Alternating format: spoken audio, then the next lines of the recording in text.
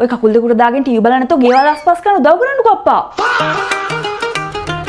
කොහෙද ඉතින් මේ ගෙදර හරියම පිරිමියෙක්වත් හිටියන ඉන්න එකත් ඉතින් පිරිමි භාගයන්නේ. ගෑනු ඔක්කොම ගෙදර වැටික් කරන්න.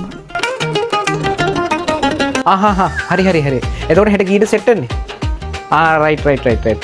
මේ මට මේ ලොකේෂන් එක මතකවතු එවල තියපන් හොඳේ. මේ ඔව් එතකොට මට ලොකේෂන් දාගෙන කෙලින්ම එන්න පුළුවන් අවුලක් නැහැ. එලගිරි මම අනිවාර්යයෙන්. ඔව් හරි. ඔය මගුල් වල සෙට් වෙන නෙවෙයි. ගෙදර යන්න බඩු නැහැ. කඩේටකින් බට්ටියක් අරන් එනවා.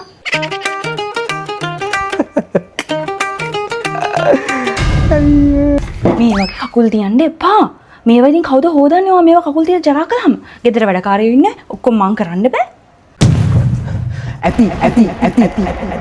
මම මේ ගෙදර පිරිමියා. මෙච්චර කල් මම තමස කියන කුණු කතා ඔක්කොම අහගෙන ඉවසගෙන හිටියා. ගෑනු ඉන්න ඕනේ ගෑනු විදියට. මේ ගෙදර මමයි ගෘහමූලිකයා. තමසලා කසාද මැදලා තියෙන මේ ගෙදර වැඩ කරව ගන්න. ගෑනු වුණාම ගෑනු විදියට ඉන්නවා. පිරිමි කරන දේවල් ගෑනුන්ට කරන්න බෑ. මේ ගෙදර තියෙන දේක් උයාගෙන කාලා බිලා ජීවත් වෙනවා. ඉන්න බැරි නම් තමසේ යනවා.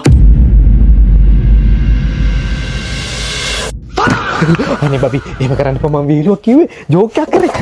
අනේ ප්‍රෑන්ක් එකක් කරේ. අනේ එහෙම කරන්න එපා මට ගෙදර ඉන්න දෙන්නකෝ. අනේ. අනේ මේ මාසි විතරක් බලන්නකෝ. අනේ. कोई कैसी